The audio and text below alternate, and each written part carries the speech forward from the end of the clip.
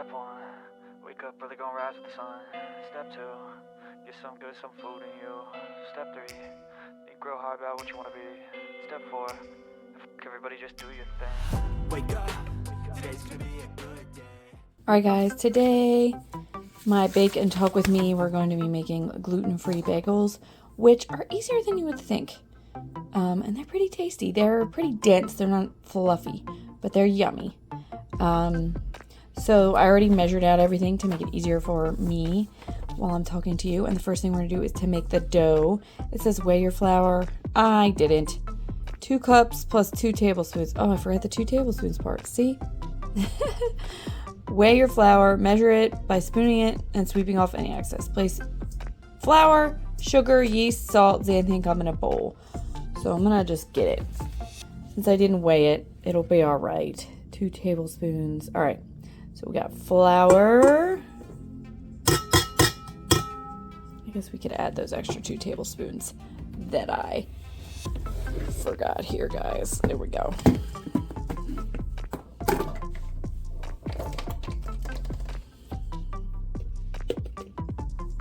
One. Give you all the light you can get. Shimmy, shimmy. 2. All right.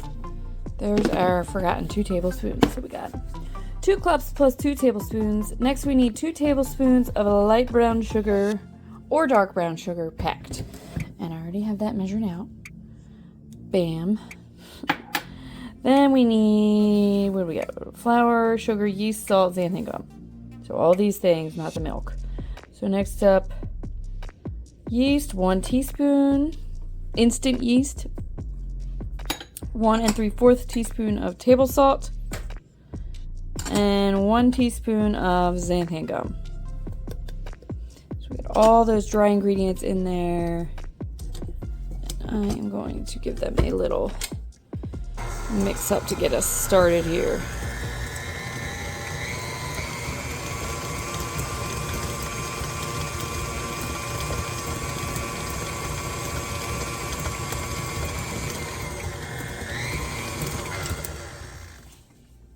All right, we have that all mixed up. Then we add the milk using electric mixer with the flat beater, not the dough hook. I have that already. Good. Mix on medium to medium high to make a very smooth batter, about 3 minutes. All right, so I'm gonna put this on low and just pour it in first. And then we're going to kick it up to medium. It's got a smooth batter.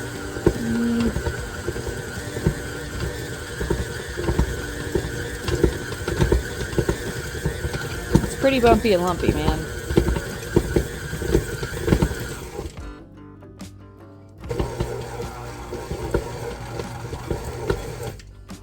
But that's all I need for water or liquids. Then scrape down the sides of the bowl, transfer the dough to a lightly greased bowl, grease the top of the dough, then cover the bowl and let the dough rise at room temperature until it's visibly puffy, about 2 hours. So let's get our bowl and grease it and cover it. Alright, I'm just going to give it a little sprinkle of olive oil. And then I just lightly give it a greasing. Go just like that. I'm gonna come over here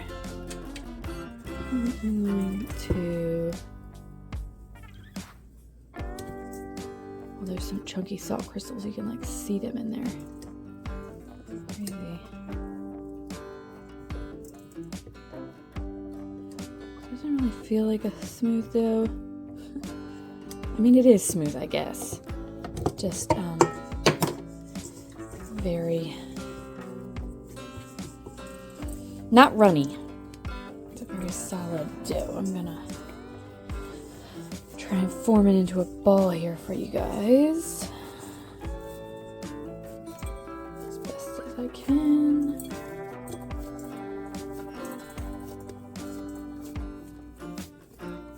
And then we're gonna put it in the grease bowl, swirl it around that way, and I'm gonna cover it. a plastic wrap, and I'm going to leave it in here. Probably in the sun, let it be warm. It says for 2 hours. Let's do this plastic wrap the smart way so I can use the cutter.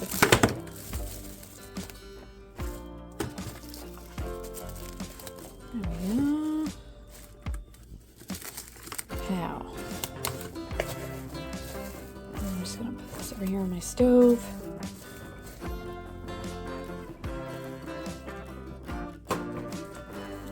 Prepped for bagel making later, and let that rise for 2 hours. Let's see, we'll put a timer.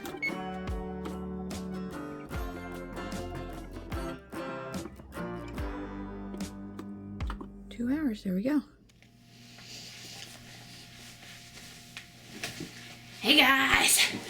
Alright, well, today we're making bagels, and while we're waiting for those bagels to finish rising, I wanted to talk about, because we're doing all this springtime planting, I've been having fun reading all these like old wives' tales and basically like plans for when you need to plant things or timing, just superstitions, stuff like that. And I just looked up a bunch and we're going to talk about them while we wait for those bagels to rise.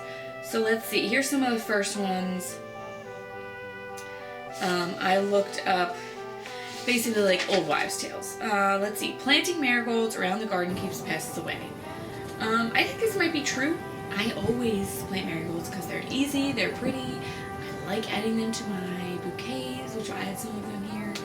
And I haven't had too much pest pressure. I need to knock on some wood. So I believe that. I do it. I think it can't hurt to plant marigolds. Here's another one. Planting basil near tomatoes improves their flavor. I think this also probably helps.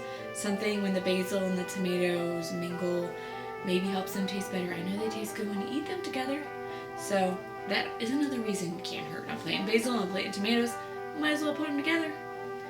Here are some that I thought were interesting. Tying a string around a peach tree branch before a frost.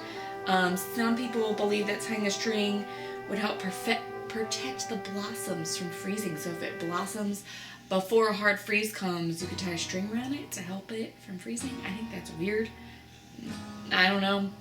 And then later, in another part of my research, ChatGPT helped. It said that people would tie the string around fruit trees to ward off evil and protect the trees for the season from pests and disease. So I don't know. Superstitious, not?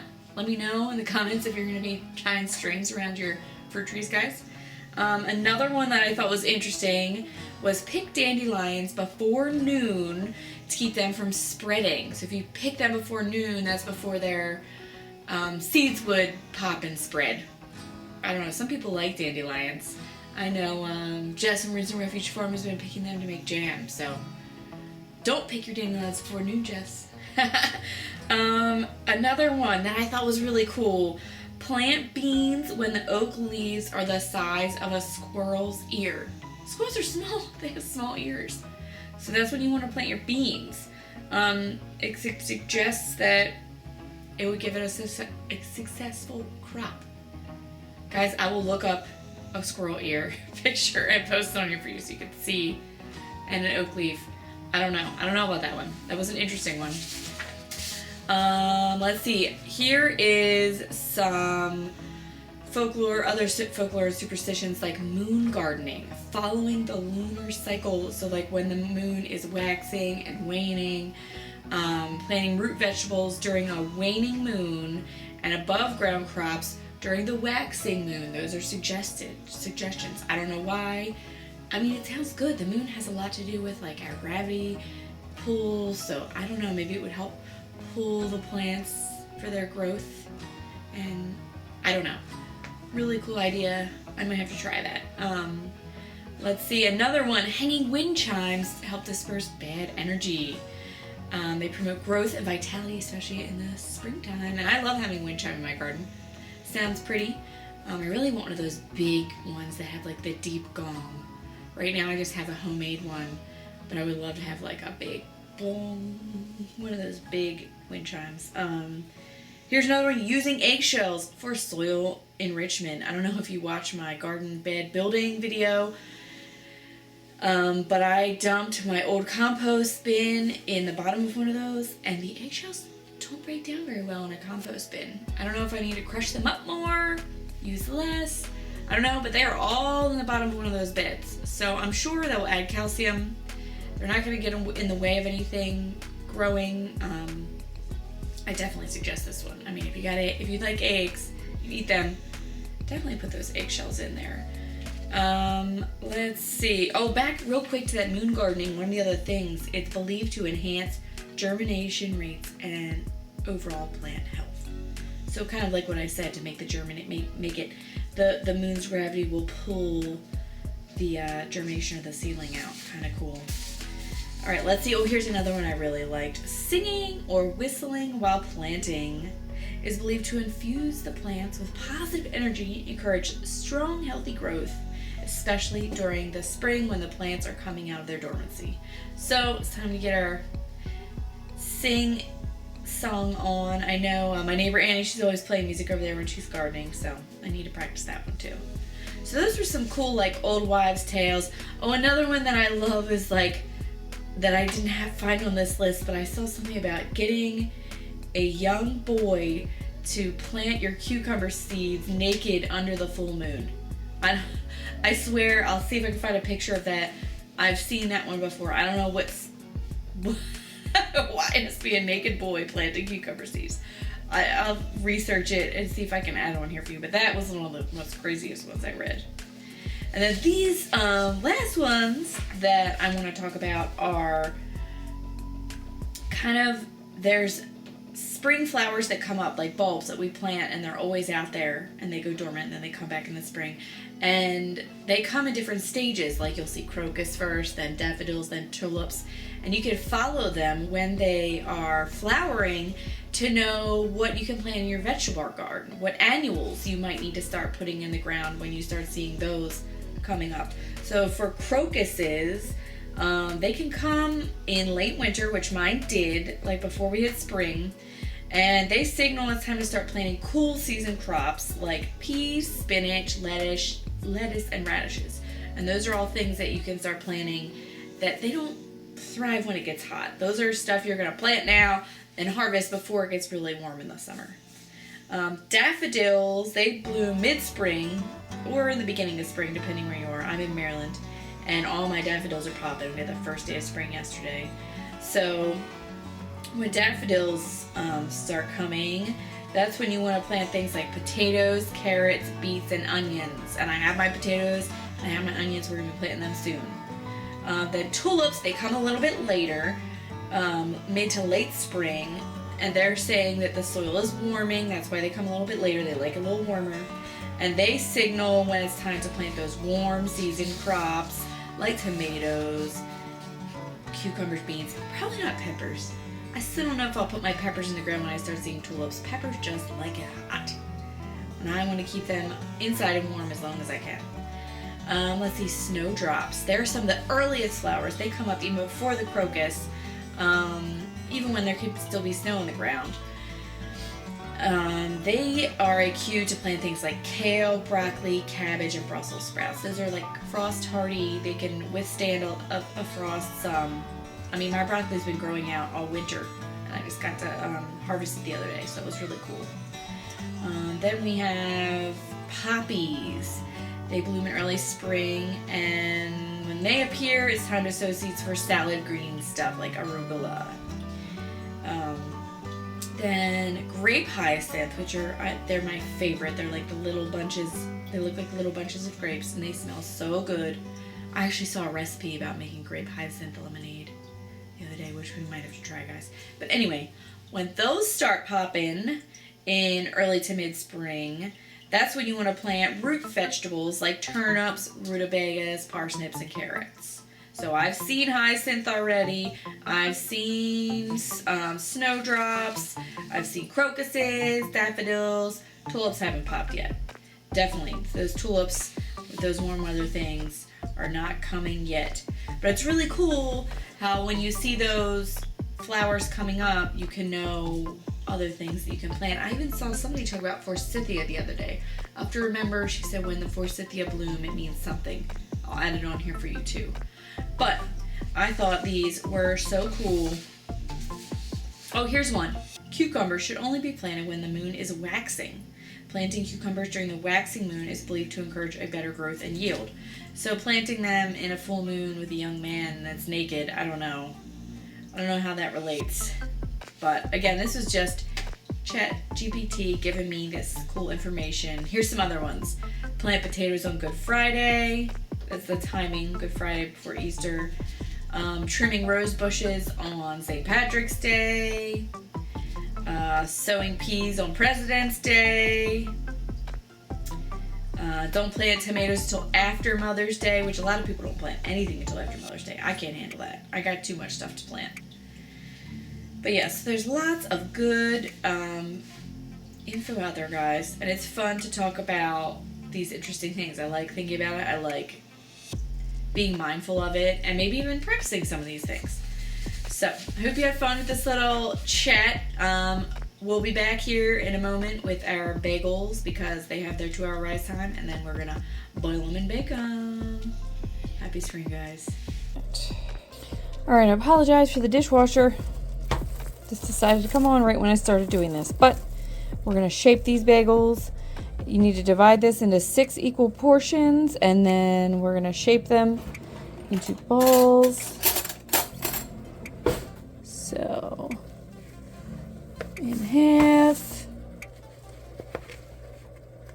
I think I might do 8 equal portions, so these will just be a little bit smaller bagels.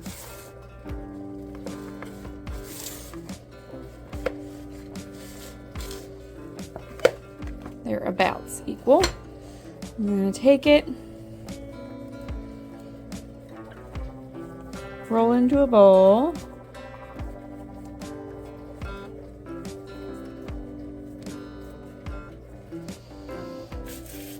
And we're going to kind of make it into a bagel shape here and put its, see, it's already cracking. I don't think my ball is tight enough.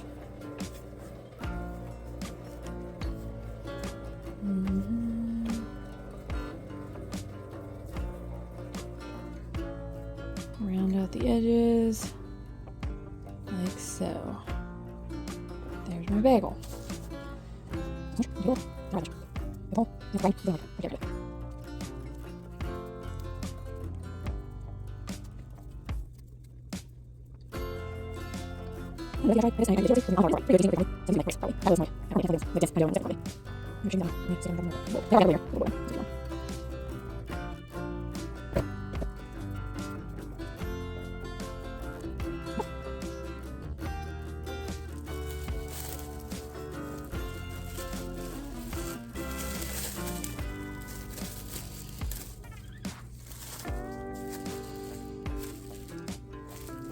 Alright, 45 minutes. We're gonna move these over here where it's a little bit warmer.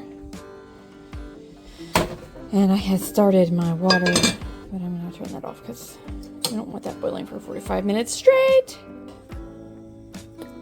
And get the brown sugar in there that it needs. Let me get a spoon. Brown sugar and water. And it's going to get boiling so that way when my bagels are ready to be dunked in here.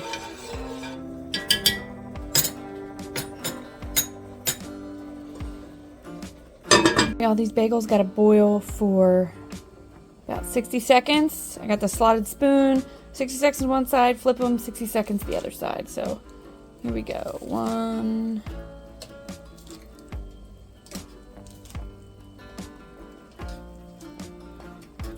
They are not floating. So the suckers are dense.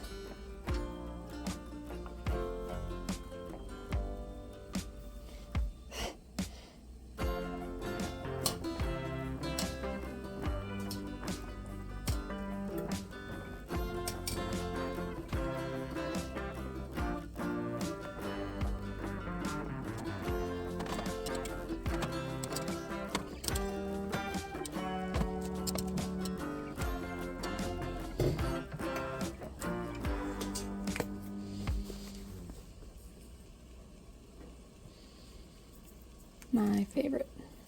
Gotta leave some plain for Lil. But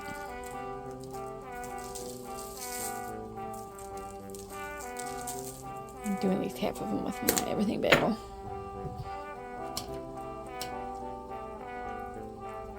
Flip.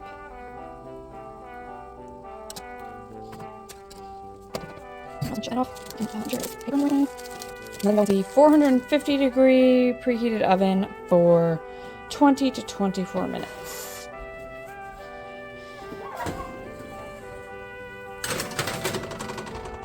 Boop. Here they are, fresh out of the oven. I'll probably put them in a little bit longer. I'm gonna peel them off here and put them on a mantle rack to cool.